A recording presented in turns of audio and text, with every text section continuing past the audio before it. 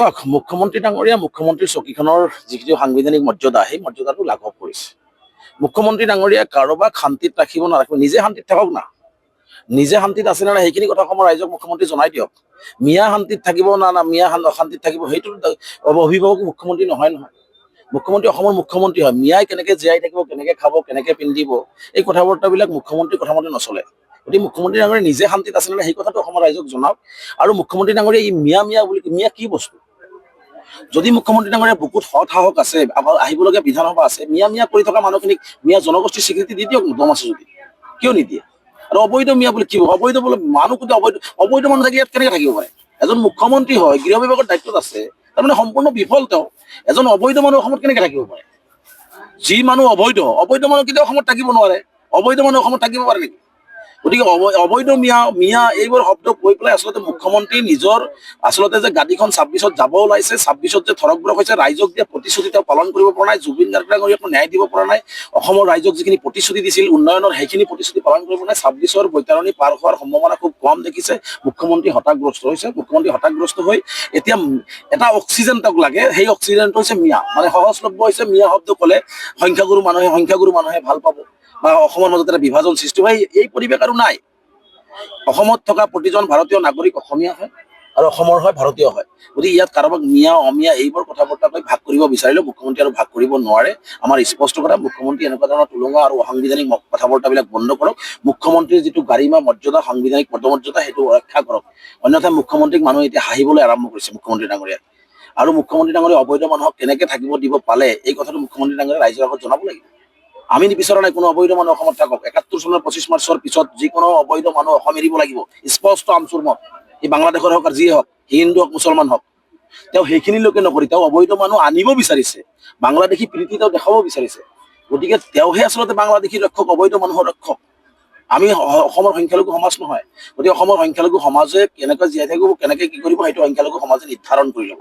গতিকে তেওঁ কাৰোবাক অত্যাচাৰ কৰি থাকিব আৰু অত্যাচাৰ কৰি তেওঁ মানে যিমান দিন থাকিব অত্যাচাৰ কৰি থাকিব আৰু তেওঁ শান্তিত থাকিব নিদিয়ে। মই ভাবো যে আশা কৰো মুখ্যমন্ত্ৰী শান্তিত থাকক। আমি অত্যাচাৰ বহুত 80 জনৰ 83 গণ্ডগোলৰ অত্যাচাৰ সহ্য কৰিছো, গৰাখহনীয়াৰ অত্যাচাৰ সহ্য কৰিছে মিয়া মানুহে। মিয়া বুলি যাক কোৱা হয়, মইতো মিয়া বুলি নাভাবো। অসমীয়া হয় লোকে হয়তো ঠাই বিশেষে বিভিন্ন ভাষা ভাষী থাকে, ৰাজবংশী ভাষা, বড়ো ভাষা, বেংগলী ভাষা, চব ভাষা, কাৰ্বি ভাষা, ঠাই বিশেষে ভাষা থাকে, কিন্তু সকলোৱে অসমীয়া, আমি একে অসমীয়া জাতি। গতিকে মই সেইটো নাভাবো, তেওঁ যিটো মিয়া বুলি ভাবে। গতিকে আজি মিয়াসকলে যিবিলাকক কোৱা হয় তেওঁলোকে বিভিন্ন সময়ত বিভিন্ন অত্যাচাৰ সহ্য কৰি আগুৱাই গৈ আছে আৰু আগুৱাই গৈ থাকিব। গতিকে মুখ্যমন্ত্ৰীয়ে কাকো শান্তিত থাকিব দিব নিদিব এইটো কৈ লাভ নাই। মুখ্যমন্ত্ৰী নিজে শান্তিত আছে নে সেইখিনি কথা কৈ নিজে শান্তিত থকাৰ ব্যৱস্থাটো মুখ্যমন্ত্ৰী ডাঙৰীয়া কৰক, তাতে মুখ্যমন্ত্ৰী ডাঙৰীয়া ভাল হ'ব।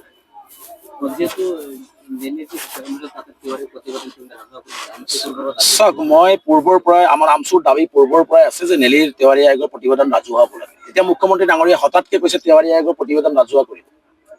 ৰাজহুৱা কৰক, কিন্তু মুখ্যমন্ত্ৰী ডাঙৰীয়াক এটা আহ্বান এতিয়া জনাই থলো সংবাদ মাধ্যমৰ জৰিয়তে, তেওৱাৰী আয়োগৰ প্ৰতিবেদন ৰাজহুৱা হোৱাৰ লগে লগে আজি 10,000 মানুহ, নন অফিচিয়েলি 10,000 মানুহ আৰু অফিচিয়েলি প্ৰায় 3,500 মানুহক যে গণহত্যা কৰা হ'ল, গণকবৰ দিয়া হ'ল, সংখ্যালঘু ৰাইজক যে হত্যা কৰা হ'ল, যিসকলে হত্যা কৰিলে, যিসকল ৰৌবৰালীয়ে হত্যা কৰিলে, যিসকলৰ নিৰ্দেশত হত্যা হ'ল, সেইসকলৰ শাস্তি হ'বনে নাই মুখ্যমন্ত্ৰী সেই কথাটো আগত ৰাজহুৱা কৰিব লাগে।